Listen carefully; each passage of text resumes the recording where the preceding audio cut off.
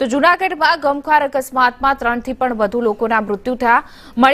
માળિયા હાટીના પાસે બે કાર વચ્ચે અકસ્માત સર્જાયો। કાર સળગતા સીએનજીનો બાટલો ફાટ્યો હતો। ઘટના સ્થળની બાજુમાં આવેલા ઝૂંપડામાં આગ લાગી હતી। સમગ્ર ઘટનામાં 3 થી વધુ લોકોના મોત થયા છે। ફાયર વિભાગની ટીમે આગને કાબૂમાં લીધી હતી।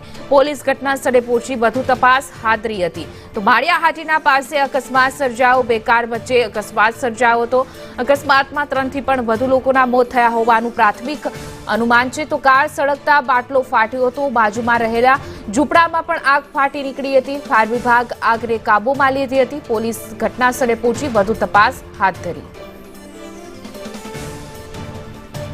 તો આ પ્રકારની ઘટના કે જ્યાં બે કાર વચ્ચે અકસ્માત અને ત્યારબાદ આગ લાગી હતી અને 3 થી પણ વધુ લોકોના મૃત્યુ થયા હોવાની હાલ પ્રાથમિક માહિતી પ્રાપ્ત થઈ રહી છે।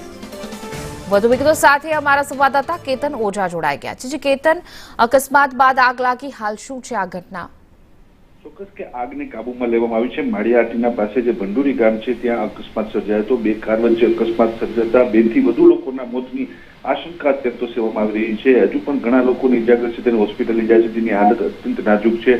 કાર સળગતાની સાથે બાટલો ફાટ્યો હતો અને બાજુમાં રહેલા ઝૂંપડામાં આગ લાગી હતી। ફાયર વિભાગે હાલ તો આગને કાબૂમાં લીધી છે અને પોલીસે ઘટના સ્થળે લઈ અને તમામ તપાસ છે તે હાથ ધરવી છે।